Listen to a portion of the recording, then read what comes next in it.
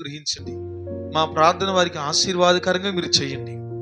అదేవిధంగా ప్రభువా, చెప్పిన సాక్ష్యాలను బట్టి నీకు వందనాలు అయ్యా తండ్రి.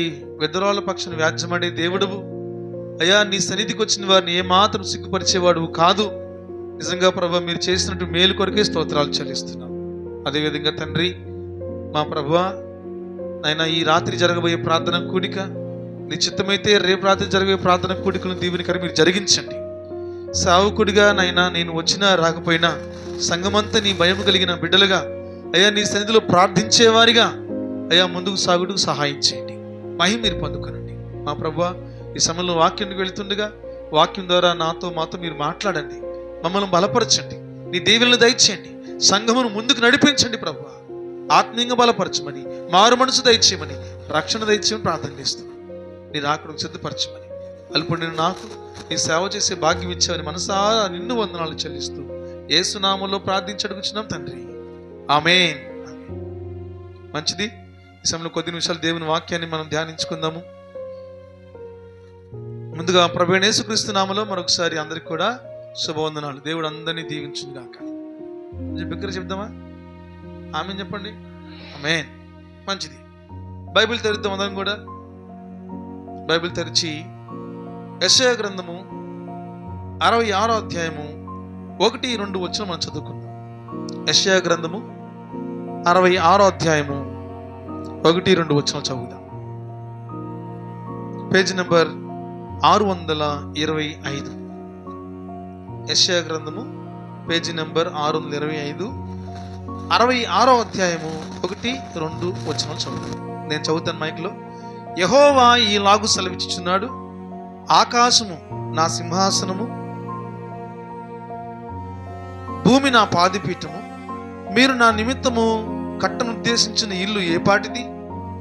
నాకు విశ్రమ స్థానముగా మీరు కట్టనుద్దేశించినది ఏపాటిది? అవన్నీ హస్తకృత్యములు, అవి నా వలన కలిగినవి అని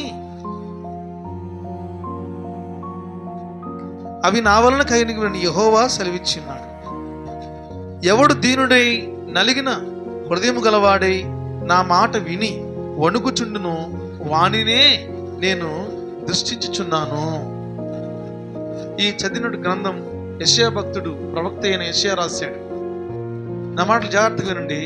దేవుడు పలుకుతున్న మాట ఏంటంటే, ఇక్కడ మనం చూసినట్లయితే దేవుని యొక్క సింహాసనం, ఇక్కడ కుర్చీలు వేసాం కదా, ఆ కుర్చీలు ఎవరు కూర్చుంటారు? నా మాట అర్థమవుతున్నాయా? మనుషులు కూర్చుంటారు అంతే. ఎవరన్నా కదా మనుషులు కూర్చోవలసింది. దేవుడు కూర్చుంటాడంటే దేవుని వాక్యం చెప్తుంది ఆకాశం ఆయన సింహాసనం అంట. అటువంటి గొప్ప దేవునికి ఎవరన్నా సింహాసనం వేయగలరా? అంత పెద్ద దేవుడు ఆయన భూమి నా పాదపీఠం అని చెప్తున్నాడు. ఈ భూమట పాదపీఠం అంటే మీకు అర్థమవుతుందా? రాజుగారు కనుక సింహాసనం మీద కూర్చుంటే ఆ సింహాసనం మీద కూర్చుని ఒక కాలు ఆ పీట మీద పెడతాడు కదా, అది పాదపీఠం అంటే. ఈ భూమట పాదపీఠం అట, ఆకాశమేమో సింహాసనం. మరి ఆయన మందిరం ఎంత పెద్దది ఏమిటో చూడండి ఒకసారి. ఆ దేవుడు ఎంత పెద్ద దేవుడు ఆలోచన చేసుకోండి ఒకసారి.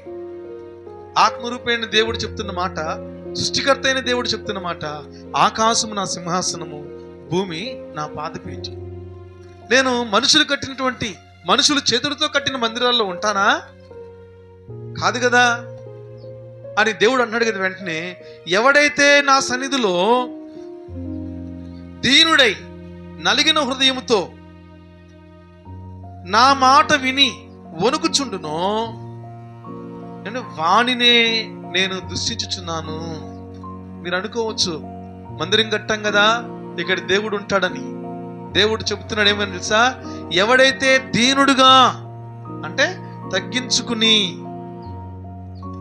కొంతమందికి ఏమైనా ఉన్నాయి అనుకోండి, బ్యాంక్ బ్యాలెన్స్, చేతికి 2 ఉంగరాలు, 2 కొడుకులు ఉన్నారనుకోండి, కొంతమందిని ఆపలేం, కొంతమంది అందరం కాదు అండి. అది దీనత్వం కాదు, అది అతిశయం, అది గర్వం అండి. కానీ దేవుడు ఎవరితో ఉంటాడంటే, దేవుడు ఎవరిని చూస్తాడంటే, ఎవరైతే దీనుడిగా ఉంటారో వారినే దేవుడు చూస్తాడట. దేవుని సన్నిధిలో అండి మనము దీనత్వం కలిగి ఉండాలి. దీనుడు పట్ల ఆయన దయ చూపే దేవుడు. మీరు ఎవరికి సహాయం చేస్తారు? 4 కాళ్ళు 2 కాళ్ళు 2 చేతులు ఉండి మంచి ఉద్యోగం ఉన్న వాళ్ళకి సహాయం చేస్తారా? అనాథులు ఉండి పాపం ఇబ్బందులు ఉండి సమస్యలు ఉండి బలహీనతలకు సహాయం చేస్తారా? ఎందుకని? వాళ్ళు దీనులు. దేవుని సన్నిధిలో మనకి ఎన్నున్నా, ఎంత జ్ఞానం ఉన్నా, చదువు ఉన్నా, అందం ఉన్నా, బలం ఉన్నా, బలగం ఉన్నా, అండి ఆస్తిపాస్తులున్నా, పొలాలు ఎకరాలు పశువులు ఆస్తి అంతస్తు ఎన్నున్నా, దేవుని దగ్గర మాత్రం అండి మనం దీనులమై ఉంటే దేవుడు వారినే చూస్తాడంట. దేవునికి స్తోత్రం కలుగునాక. ఎంతో మంది కలెక్టర్లు, ఎంతో మంది గవర్నమెంట్ ఉద్యోగం చేసేవారు, ఎంతో మంది నాయకులు ప్రభుత్వాలను పరిపాలించేవారు దేవుని సన్నిధిలో మౌనంగా కూర్చుంటారు. నాకు తెలిసి చాలా మంది ఉన్నారు.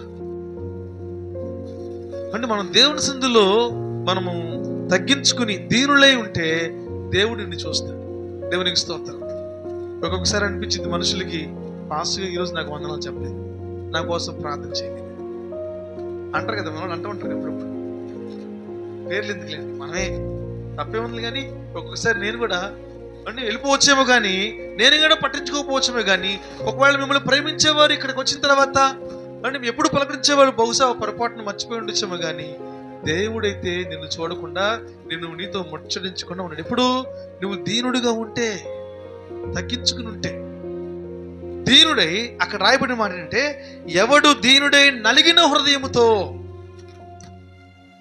నా మాట వినుని వణుకుచుండును. దేవుని మాట వినే వాళ్ళని దేవుడు చూస్తాడండి. అంటే ఈ మాటలు ఏం చెప్తుంది తెలుసా? మనకి దేవుని సన్నిధిలో ఎలా ఉండాలో ఈ వాక్యం మనకు నేర్పిస్తుంది.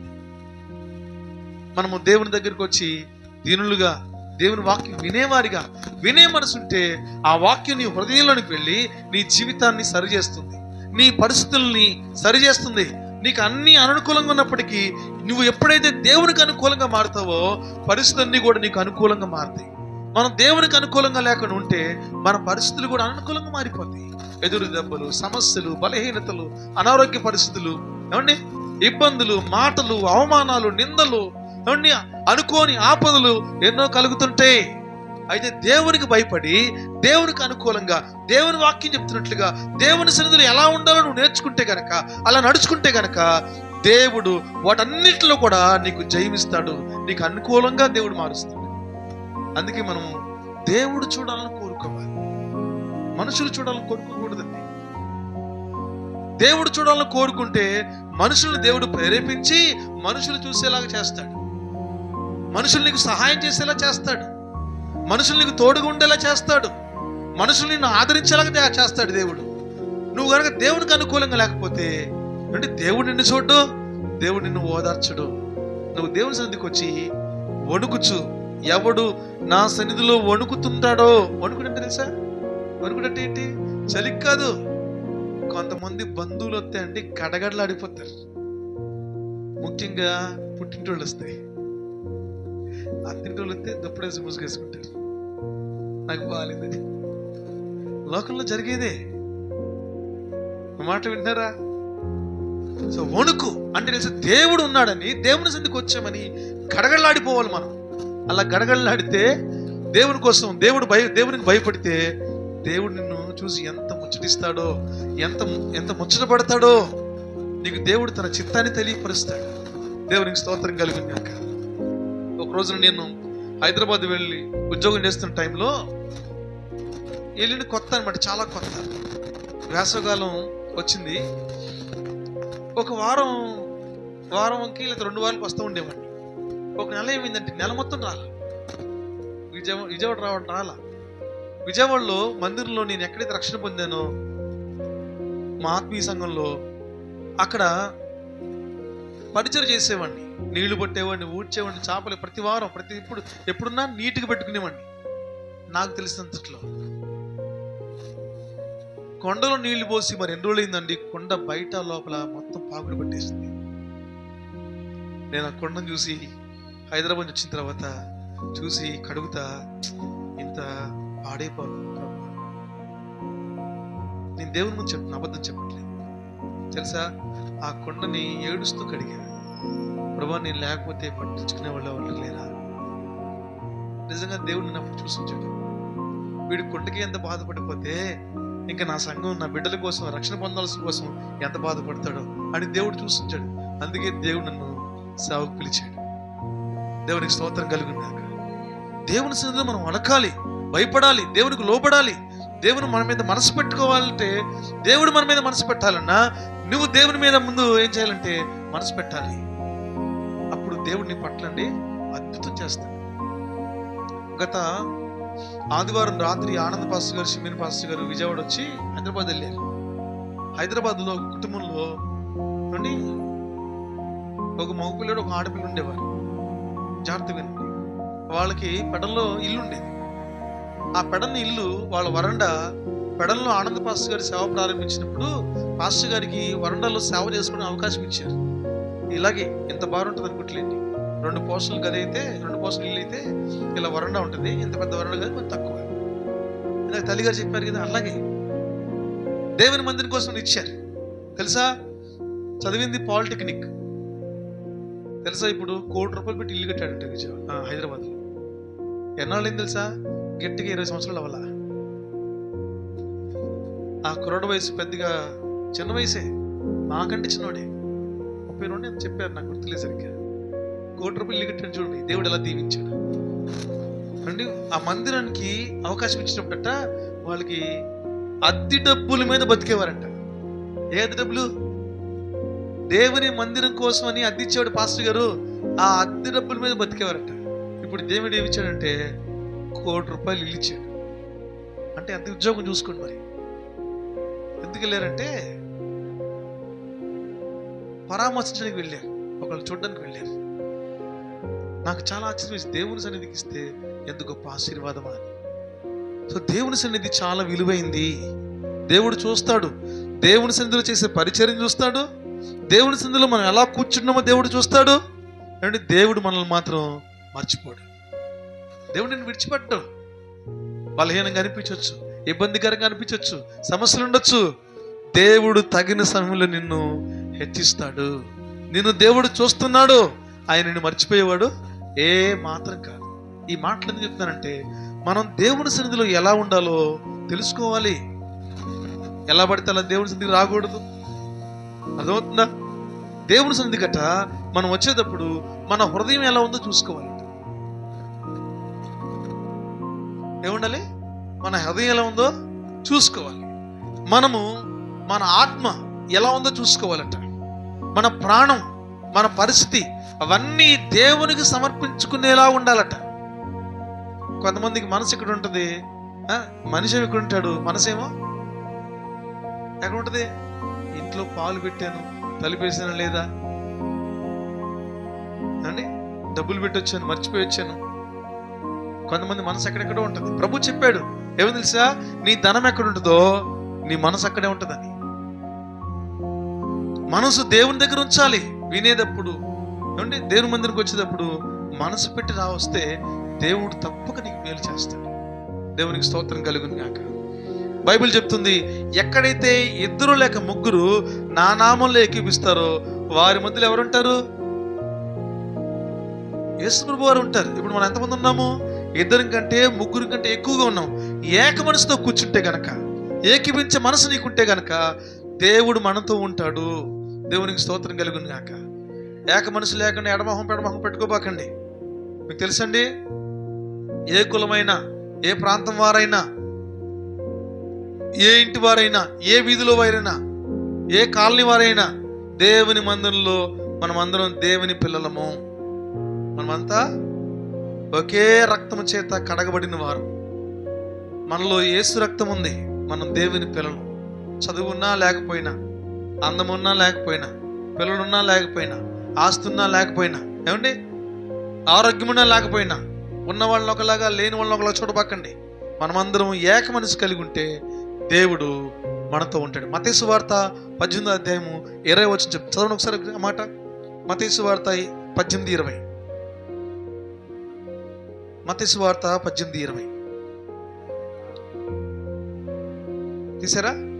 పేజీ నెంబర్ 19, కొత్త నిబంధన పుస్తకంలో నుంచి పేజీ నెంబర్ 19. 18:20 ఏం చెప్తుందంటే, ఏలయనగా 2-3 నా నామమును ఎక్కడ కూడి ఉందిరో అక్కడ నేను వారి మధ్యన ఉందినని చెప్పెను. దేవుని సన్నిధిలో ఎవరుంటారంటే దేవుడు ఉంటాడు. ఎప్పుడు? నువ్వు ఇతరులతో ఏకీభవిస్తే. దయచేసి దేవుని సన్నిధికి వచ్చి ఎడమొహం పెడమొహంగా ఉండకండి. వాళ్ళ పరిస్థితి ఏదన్నా కావచ్చు. నేనంట కదా, ఒకవేళ మనల్ని ఇబ్బంది పెట్టిన వాళ్ళు అయి ఉండొచ్చు. దేవుని సన్నిధికి వచ్చిన ఎట్లాగో ఇబ్బంది పెట్టరు కాబట్టి, జరిగిపోయిన రోజుల్లో ఒకవేళ ఇబ్బంది పెట్టిన వారైతే కనుక పూర్తిగా ప్రేమపూర్వకంగా క్షమించేసి ఉంటే మీతో దేవుడు ఉంటాడు. వాళ్ళకి మనకు పడదలే, ఏదో చిచ్చిగా వెళ్తాం అనుకుని వచ్చావా, దేవుని దర్శనం, దేవుని ప్రత్యక్షత, దేవుని చూపు నీకు కలగదు. దేవుడు చూసే భాగ్యాన్ని పోగొట్టుకోవద్దు. దేవుని మందిరానికి వచ్చి ఏక మనసు కలిగి ఉండాలి. ఏకీభించేవారి మధ్య దేవుడు ఉంటాడు. వాడికేమొచ్చు, బుడ్డోడు అనుకోబాకండి, ఆయనకేం తెలుసు, ముసోడు అనుకోబాకండి, ఎవరు నాడు గట్టికి కొడితే ఎవరు ఉన్నారు నేను మళ్ళా అని అనుకోబాకండి. మనమందరము దేవుని పిల్లలము. దేవుని మందిరంలో ఉన్నవారందరం కూడా ఏక మనస్సు కలిగి ఉండాలి. దేవునికి స్తోత్రం చెప్పండి. ఒకసారి మీ పక్కన వందలు చెప్పండి, అటుపక్క ఇటు పక్కన. ఎన్న వాళ్ళకి అది పక్కన కూడా చెప్పుకోండి. ముందు అటుపక్క ఇటు పక్కన వాళ్ళకి ఏక మనసు. ఏక మనసు ఉంటే ఏమంటే దేవుని సన్నిధిని నువ్వు అనుభవిస్తావు. ఏక మనసు లేకపోతే ఎడమొహం పెడమొహం ఉంటుంది. ఒక్కోసారి అనిపించింది, ఈ పాస్టర్ గారిని తగ చెప్తున్నాడు, తరగెళ్ళిపోతే బాగుండి అనిపించింది. ఒక్కోసారి అనిపించింది, నాకు తెలుసు నా గురించి చెప్తున్నాడు, ఆయన చెప్పుకుంటుంది నా గురించి. ఏక మనసు ఉంటే ఇలాంటి మాటలు రావు. ఏక మనసు ఉండాలి. దేవుని మందిరంకి వచ్చి మనం ఏక మనసు కలిగి ఉండాలి. మొదటిది, దేవుని సన్నిధికి వచ్చి మనం ఏం చేయాలంటే భయము కలిగి దీనులమై వణుకుచు ఆయన మాట వినేవారిగా ఉండాలి. 2, ఏక మనసు కలిగి ఉండాలి. అప్పుడు ప్రభు సన్నిధి, ప్రభు ప్రేమ, ప్రభు అభిషేకం, దేవుని ఆశీర్వాదం నువ్వు అనుభవిస్తావు. నువ్వు ఒట్టిగా తిరిగేలో ప్రభు నాతో ఉన్నాడు, నాకేంటి అన్న విశ్వాసం నీకు కలిగింది అంటే వచ్చిన విడిచిపెట్టేయాలి. పాత రోజుల్లో బట్టలు ఉతికేవాళ్ళు ఎక్కడ? చెరువుల్లో, ఏరుల్లో ఉతికేవాళ్ళు, కాలువల్లో కదా. జాడిచి అంటే మీకు తెలుసా, ఇప్పుడు వచ్చే ఈ నీళ్ళలో బట్టలు సరిగ్గా పోవట్లా, మురికిపోవట్లా. ముక్కిపోతున్నాయి, బట్టలన్నీ పాడైపోతున్నాయి. మా చిన్నప్పుడు మా అమ్మగారు ఉతికేవాడు, నాకు బాగా గుర్తు. చేపలు చాలా చాలా వచ్చాయి. ఇప్పుడు కనిపిద్దాం చూద్దామని కనపట్లా.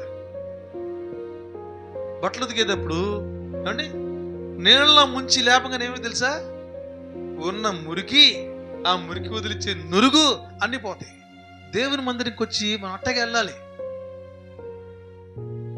ఉతికేటప్పుడు ఎట్లా ఉతుకారు మీరు? అమ్మో నా సొక్క పాడైపోద్ది, నా చీర పడిపోద్ది, మెల్లగా బ్రష్ కొడతారా? ఓ నాయన ఈ మురికి ఎట్టుందే, ఈ మరక అని చెప్పి రుద్దే రుద్దే రుద్దే రుద్ది.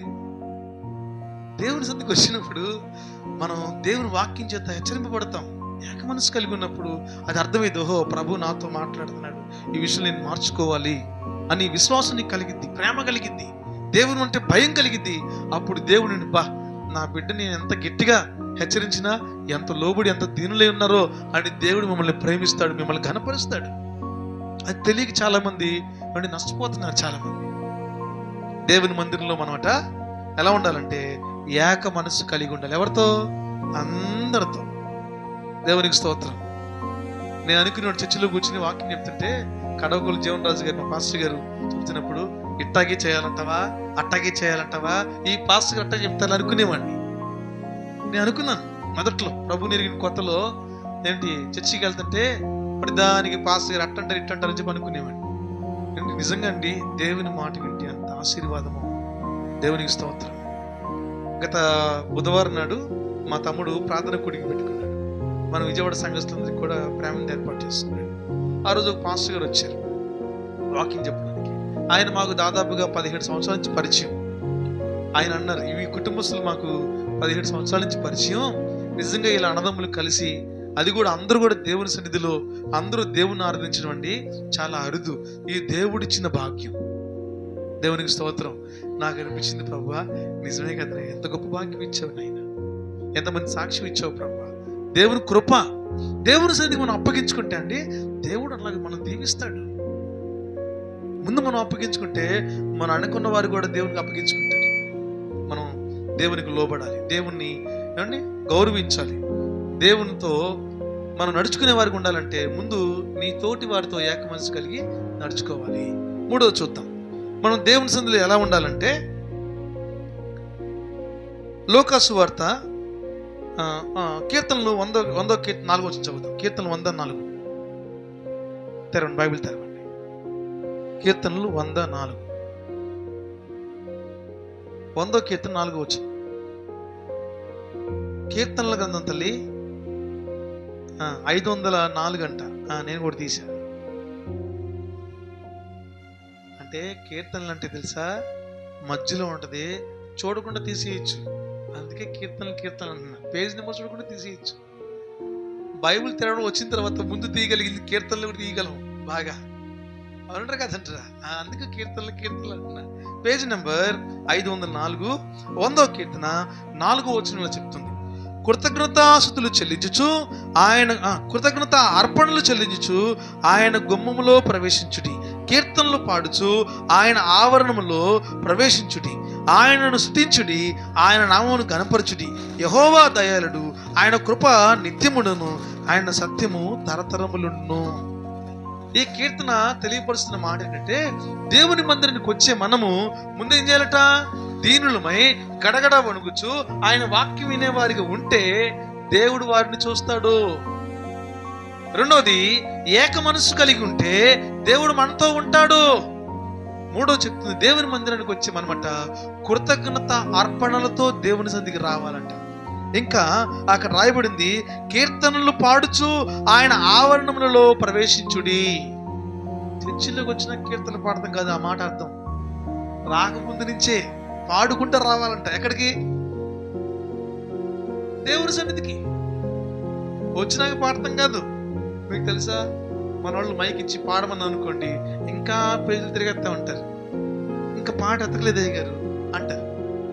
బైబుల్ చెప్తుంది, మనం వచ్చే ముందే, అంటే ఎక్కడికి వచ్చే ముందు, దేవుని మందిరానికి వచ్చే ముందే, వస్తుండగానే మనం పాటలు పాడుకుంటూ వచ్చేయాలంట. అంటే ఒక పాటల పుస్తకం పట్టుకుని హల్లెలూయా స్తుతి మహిమ అని కాదు అంటే, మన హృదయం తప్పించిపోవాలి. హుషారుతో, ఆనందంతో, సంతోషంతో దేవుని మందిరానికి వచ్చేటప్పుడు చక్కగా పాటలు పాడుకుంటూ వచ్చేసేయాలి. ఓ సిరిమంట రాకూడదు. అయ్యో ఎట్లా రావాలంట? హుషారుగా దేవుని పాటలు పాడుతూ కృతజ్ఞతార్పణల చేత, స్తోత్రార్పణలు, కృతజ్ఞతార్పణలు దేవుని సన్నిధికి తేవాలి. అంటే కానుక తీసుకుని దేవుని సన్నిధికి వచ్చేవారికి ఉంటే దేవుడు చూస్తాడు. చాలా మంది అనుకుంటారు దశమభాగం ఇవ్వాలా అంటే, మీకు తెలుసా దశమభాగం గురించి? దేవుడిచ్చినటువంటి మన సంపాదన ఏదైతే ఉందో, కష్టార్జితం, అందులో బైబిల్ చెప్తుంది దశమభాగం ఇవ్వాలని. అయితే అది పాత నిబంధనలో. కొత్త నిబంధన తెలుసా, ఇచ్చిన కొద్దీ, దేవుడిని దీవించే కొద్దీ సంతోషంగా దేవునికి ఇవ్వాలంట. అందుకే నేను ఎప్పుడు చెప్పను దశమభాగం ఇవ్వమని. కావాలి నేను అంట కదా, ఒకసారి మీరు ఇచ్చి చూడండి, దేవునికి కానుక ఇచ్చి చూడండి, దేవుడు ఎటువంటి దీవెనలు ఇస్తాడు, దేవుడు ఎటువంటి ఆశీర్వాదాలు ఇస్తాడు. అది కూడా కండిషన్ చెప్తా చూడండి, మీ సేవకుడు నిజంగా ప్రయాసపడేవాడైతే, మీ కొరకు ప్రార్థన చేసేవాడైతే, పరిచర్య కోసం ఖర్చు పెట్టేవాడైతే, అని వెనక తీయకుండా ఇవ్వండి. మా పాస్టర్ గారి చాలా ఉన్నాయి అనుకుంటే మీ ఇష్టం, ఇవ్వద్దని చెప్పను కానీ ఏమండి మీ ఇష్టం. దేవుని కట్ట అర్పణలు తేవాలి. దేవుని సన్నిధికి వచ్చేటప్పుడు పాటలు పాడుతూ దేవుని సన్నిధికి రావాలి. ఉసిరిమంట రాకూడదు అంటే, ఏంటో ప్రభా ప్రతిసారి ఎత్తన అని అనుకునివ్వకూడదు. దేవునికి, నా దేవుడు నాకు ఆయుష్ ఇచ్చాడు, ఆరోగ్యం ఇచ్చాడు, నా కుటుంబాన్ని బాగు చేశాడు, నాకు గొప్ప రక్షణ ఇచ్చాడు, నాకు దేవుడు చేసిన దానికి ఏమి ఇవ్వగలను, ఏమిచ్చిన తక్కువే అనుకుని దేవుని కట్ట ఉన్నతంగా, దేవునికి మహిమచ్చేట్లుగా, సంతోషదాయకంగా వాళ్ళ ముందు అలా దేవుని సన్నిధికి రావాలని దేవుని వాక్యం చెప్తుంది. దేవునికి స్తోత్రం కలుగును. ఎన్ని ఉన్నాం మనం? 3 చూసాం కదా, 4 చూసి మనం ముగించుకుందాం. 4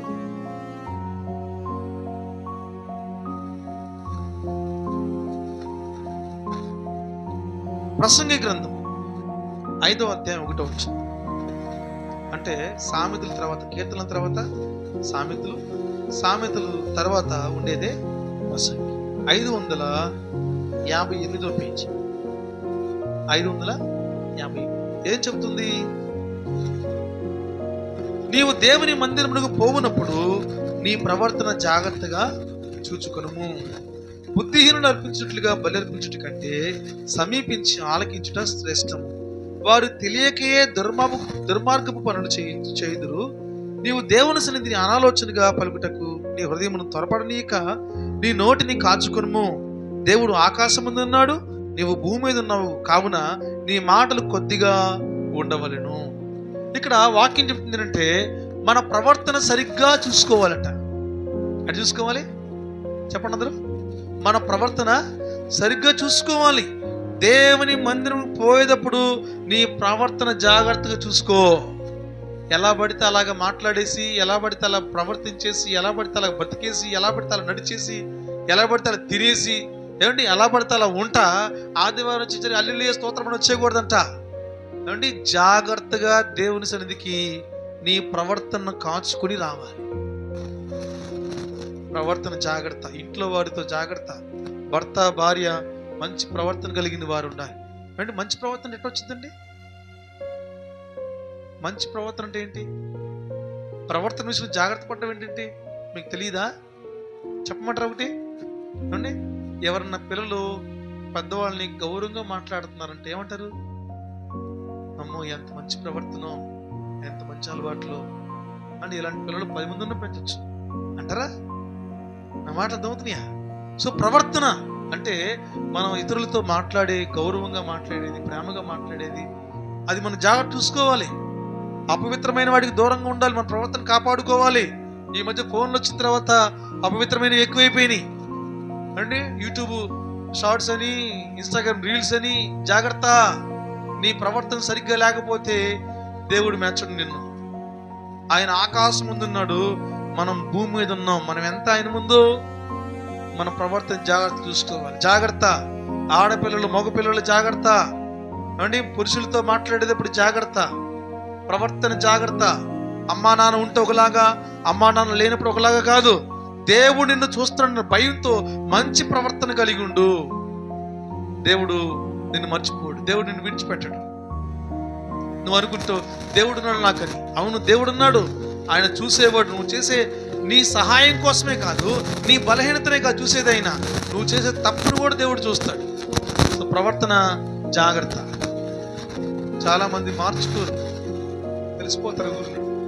కొంతమంది బాప్తిజం తీసుకున్నామంటే ఏవో సాకులు చెప్తారు. ప్రవర్తన మార్చుకోలేక, అలవాట్లు మార్చుకోలేక, మాట తీరు మార్చుకోలేక. కొన్ని వ్యాపారాలు ఉంటాయి కొంతమంది, చుట్టతగే వ్యాపారం, మందులు మందులు సామాన్లు కాదు, టాబ్లెట్ బిస్కెట్లు, బిడలు కాదు. మందులు అంటే మందు, బ్రాందీ, విస్కీ, బీర్లు అమ్ముతారు కొంతమంది. దుర్వ్యాపారం, అటువంటి మానేసుకోవాలి.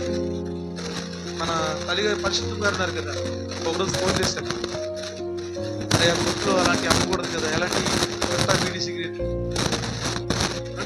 వాళ్ళు మంచిది కాదు. వచ్చే 1 రూపాయి అయినా అంటే 1 రూపాయి బతకడం కష్టమైనా దేవుడు నిన్ను చూస్తాడండి. మీకు తెలుసా, ఈ భూమి మీద మళ్ళా కబుర్లు చెప్పే వాళ్ళు కావచ్చు నేను అనుకుంటే. చాలా మంది మంచి మాటలు చాలా మంది చెప్తారు, కానీ ఇబ్బంది కలిగిన, మంచి ప్రవర్తన కోసం నష్టం కలిగిన, ఏమండి నష్టం కలిగిన ఓర్చుకుని, కష్టం కలిగిన ఓర్చుకుని బతుకుతారు చూడండి భక్తిగా. వారికండి పరలోకంలో ఎంతో గొప్ప స్థానం ఉంటుంది. జాగ్రత్త. మన ప్రవర్తన ఎలా ఉండాలంటే దేవుని సన్నిధికి వచ్చేటప్పుడు జాగ్రత్తగా ఉండాలి. దేవునికి స్తోత్రం చెప్తాం ఒకసారి. బైబిల్ చెప్తుంది, ఆయన సన్నిధిలో ఒక దినము గడుపుట 1000 దినాల కంటే శ్రేష్టం. అప్పుడు నువ్వు దేవుని సన్నిధికి వచ్చావనుకో, ఎలాగా ఇక భయం కలిగి, వణుకుతూ, దీనులై, మాట వినేట్లుగా నువ్వు దేవుని మందిరానికి వస్తే, ఏక మనసు కలిగి వస్తే, కృతజ్ఞతార్పణలతో, సంతోష గానాలతో దేవుని సన్నిధికి వస్తే, నీ ప్రవర్తన జాగ్రత్తగా కాపాడుకుని వస్తే, ఏమండి ఆ ఆశీర్వాదాలన్నీ ఒక దినము గడిపితే 1000 దినాల కంటే నీకు శ్రేష్టం. దేవునికి స్తుతి కలుగును.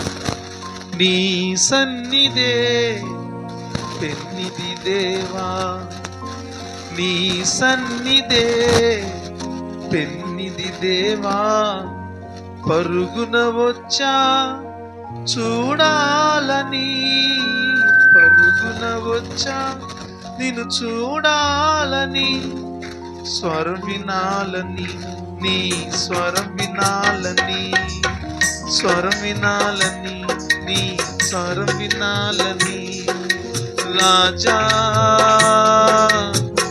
యేసు రాజా, రాజా యేసు రాజా,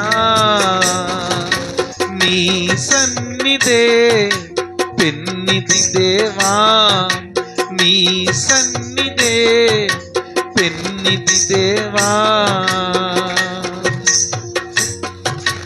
ఒక కోటి ఐశ్వర్యం నన్ను వెదకి వచ్చినను నీకది సమమౌనా. ఒక కోటి ఐశ్వర్యం నన్ను వెదకి వచ్చినను నీకది సమమౌనా. సంపద సిరి సంపద, సంపద సిరి సంపద, యేసయ్యా నిన్ను గూర్చిన తలపుల్లి నాకు, యేసయ్యా నిన్ను గూర్చిన తలపుల్లి నాకు. నీ సన్నిధే పెన్నిధి దేవా, నీ సన్నిధే పెన్నిధి దేవా. ఎన్నెన్నో మనోహర దృశ్యాల్ని చూచినను అంతా మాయయ్యా. ఎన్నెన్నో మనోహర దృశ్యాల్ని చూచినను అంతా మాయయ్యా. జలమా జీవ జలమా, జలమా జీవ జలమా, నీ నదిలో అనుదినము నన్ను ముంచునా. నీ నదిలో అనుదినము నన్ను ముంచునా. నీ సన్నిధే పెన్నిధి దేవా, నీ సన్నిధే పెన్నిధి దేవా. పరుగున వచ్చా చూడాలని, పరుగున వచ్చా నిన్ను చూడాలని, స్వరం వినాలని, నీ స్వరం వినాలని, స్వరం వినాలని, నీ స్వరం వినాలని. రాజా యేసు రాజా, రాజా యేసు రాజా, రాజా యేసు రాజా. హల్లెలూయా. ఆయన సన్నిధి అని మనం వెతుక్కుని, ఆయన సన్నిధి మనం పరిగెత్తుకుని దేవుని దగ్గర రావాలని దేవుని వాక్యం మనకు తెలియపరుస్తుంది. ఈ మాట అర్థం అదే. ఈ లోకంలో ₹1,00,00,000 సంపాదన కంటే కూడా అయ్యా నీ సన్నిధే, నీ గురించి నా ధ్యాస అయ్యా అని మనం చెప్పగలగాలి. ఈ మాట అర్థం అదే. ఈ లోకంలో ఎన్నో మనోహరమైన ఉన్నాయి. టీవీలో క్రికెట్ మ్యాచ్లు ఉంటాయి, అంటే సినిమాలు ఉంటాయి, అంటే ఆదివారం వస్తే ఫంక్షన్లు ఉంటాయి, షికార్లు ఉంటాయి, పార్కులు ఉంటాయి, అంటే చుట్టబంధువుల ఇంట్లో భోజనాలు ఉంటాయి. వాటన్నిటికంటే కూడా అయ్యా నీ సన్నిధి, నీ సన్నిధిలో జీవజల వాక్యాన్ని వింటున్నప్పుడు, నీ సన్నిధిలో పరిశుద్ధాత్మ అభిషేకాన్ని పొందుకుంటున్నప్పుడు ప్రభువా అది అయ్యా ఎంతో గొప్ప ధన్యత కదా. అందుకు నేను పరిగెత్తుకుని వచ్చాను. అది పాట. నేను ప్రభు నమ్ముకుని కొత్తలో చెప్పాక ఇందాక అలా ఉంటే బ్రతుకు. ఒకరోజు ఈ పాట ఇలా వింటామన్నా, ఈ పాట ఒకటి ఇంకో పాట. కంప్యూటర్లో కాలేజ్ నుంచి రాగానే కంప్యూటర్లో పాటలు పెట్టుకుని భోజనం చేసి అలాగే నడుము వచ్చా. ఒకరోజు నిద్రపోలా, ఈ పాటలు మనసులోకి వెళ్తా ఉన్నాయి. మీకు తెలుసా ఏమైందో? ఆ పాటలు వింటుంటే దేవుడు నా హృదయాన్ని తెరిచాడు. ఏమండి, మోకరించి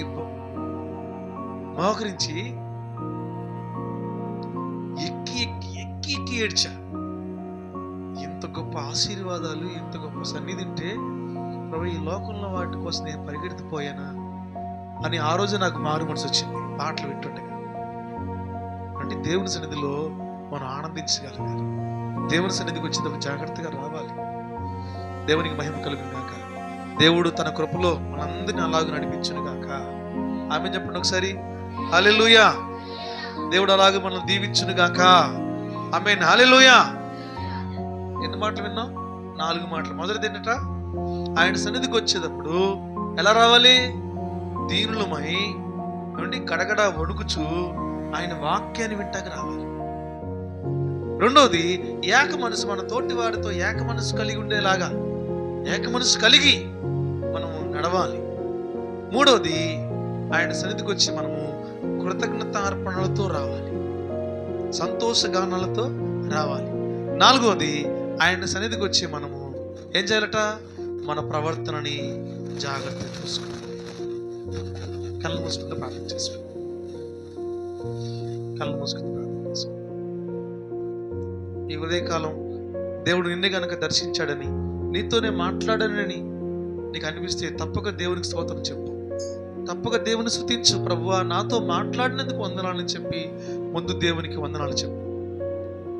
దేవుని స్తుతించు, ఎందుకంటే ఆయన వాక్యం బ్రతికించేది. పరిశుద్ధాత్మ దేవుడు నిన్ను ప్రేరేపిస్తుంటే ప్రార్థించకుండా ఉండద్దు. నువ్వు సత్యాన్ని గ్రహించవు, దేవుని వాక్యాన్ని గ్రహించవు, దేవునికి లోబడేలాగా దేవుడు నీతో మాట్లాడాడు.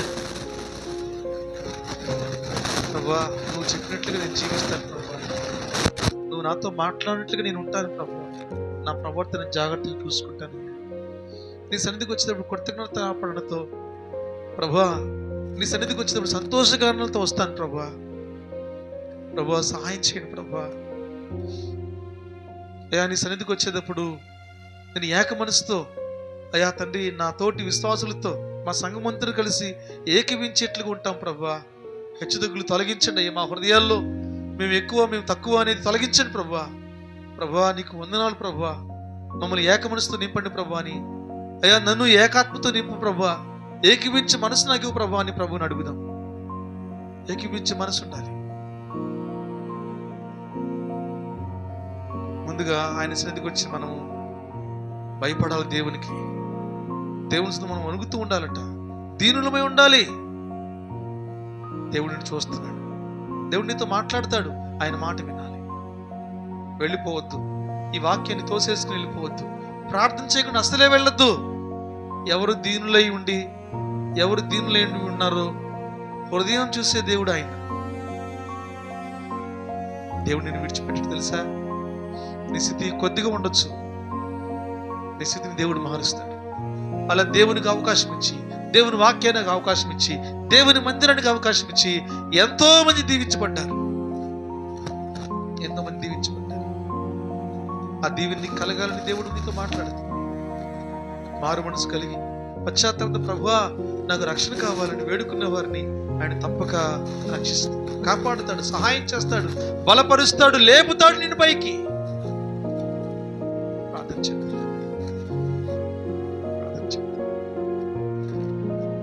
నోరు తెరిచి ఒక్క నిమిషం మీరు ప్రార్థన చేసుకోండి. ఆరోగ్యం లేదా? దేవుణ్ణి అడుగు. నెమ్మది లేదా? దేవుణ్ణి అడుగు. పరిస్థితి బాలేదా? దేవుణ్ణి అడుగు. ఏమి చేయలేకపోతున్నావా? దేవుణ్ణి అడుగు. ఆయన మీ మీద హస్తం చాపాడు. దేవుని వాక్యం చెప్తూ, దైవజనుడు వాక్యం చెబుతుండగా ఆయన తన హస్తం చాపుతాడు. నేను దాటిపోడు. నువ్వు అడిగితే ఇవ్వాలి, నిలబడ్డాడు ఆయన. నువ్వు తెరిచాడు.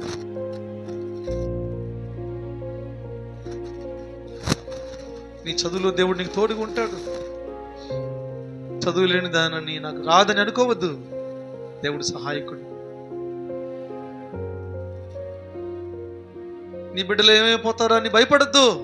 ఆయన సన్నిధిలో మోకరించి నిన్ను దేవుడు చూస్తున్నాడు. నన్ను ఎవరు పట్టించుకోరు. ఇక నా పరిస్థితి ఏంటి, నాకెవరు లేరు అనుకోవద్దు. ప్రభు నీతో ఉన్నాడు, ఉంటాడు. ఆయనకి సహాయం చేస్తాడు. నోరు తెరిచి ప్రభుని అడుగు. ఆయన కళ్ళను ముట్టి స్వస్థపరిచేవాడు, కాళ్ళను ముట్టి స్వస్థపరిచేవాడు, నీ హృదయాన్ని తట్టి స్వస్థపరిచేవాడు ఆయన. ప్రార్థన చేసుకో. ప్రేమగలిగిన తండ్రి, నీకు వందనాలు ప్రభువా. నీ బిడ్డల హృదయాన్ని చూస్తున్న దేవుడు, నీ బిడ్డల యొక్క మనోవేదన చూస్తున్న దేవుడు, నీ బిడ్డల యొక్క జీవితం పరిస్థితి చూస్తున్న దేవుడు నాయన. ఇవో నీకు అప్పగించుకుంటున్నారయ్యా. ప్రవర్తన సరి చేసుకోవాలని ఆశపడి నీకు అప్పగించుకుంటున్నారు ప్రభా. నీ బిడ్డలపై నీ హస్తం చాపండి. నీ సన్నిధిలో సంతోషగానములు చేస్తూ అయ్యా, నీ సన్నిధిలో కృతజ్ఞతార్పణలతో దీన్ని మహిమపరచాలని ఆశ కలిగి ఉన్నారు ప్రభా. అయ్యా నీ హస్తం చాపండి అయ్యా, నాపై నీ హస్తం చాపండి అయ్యా. దేవా కనికరం చూపండి, ఏక మనసు దయచేయండి అయ్యా. ఏకమిచ్చే వరకు చేయండి ప్రభా. నీ సన్నిధిలో గడగడ వణుకుతూ ప్రభా నీ వాక్యాన్ని విని దాని ప్రకారం జీవించే వారిపై అయ్యా నువ్వు దృష్టించే దేవుడు నైనా, నీ దృష్టి నిలిపే దేవుడు ప్రభా. నువ్వు చూచేవాడు నైనా. నువ్వు జ్ఞాపకం చేసుకోండి అయ్యా, జ్ఞాపకం చేసుకోండి. ఇప్పుడు రావాల్సిన దీవులన్నీ దీవిని దయచేయండి ప్రభా. అదే విధంగా నైనా అయ్యా విత్తబడిన వాక్యం మంచి నడపడిన గోధుమ గింజలు ఫలించడానికి సహాయం చేయండి. మహిమ ఘనత ప్రభావం మీరే పొందుకోండి. యేసు నామములో ప్రార్థించి స్తుతించి వేడుకొంచున్న ప్రభు తండ్రి, ఆమేన్. మంచిది. ప్రకటనలో ఈరోజు రాత్రికి ప్రార్థన కూడికుంది. వాతావరణం అనుకూలంగా లేకపోయినా మేము ఆలస్యంగా వచ్చినా దయచేసి అక్కడ జరగకుండా శిక్షలు జరిగింది ప్రార్థన. సో మైక్ ఉంటుంది కాబట్టి మీకు వెంటనే ఆలస్యం చేయకండి అండి. మన ఇంటికి వచ్చేటప్పుడు అందరు త్వరగా రావాలనుకుంటాం కదా, అలాగే మరి ఎవరింట్లో ప్రార్థన జరిగినప్పుడు కూడా మనం ఏం చేయాలి? త్వరగా వెళ్ళాలి. దయచేసి ఆలస్యం చేయకండి. మంచిది. పాట పాడుతున్న దేవుని కానుక సమర్పించు.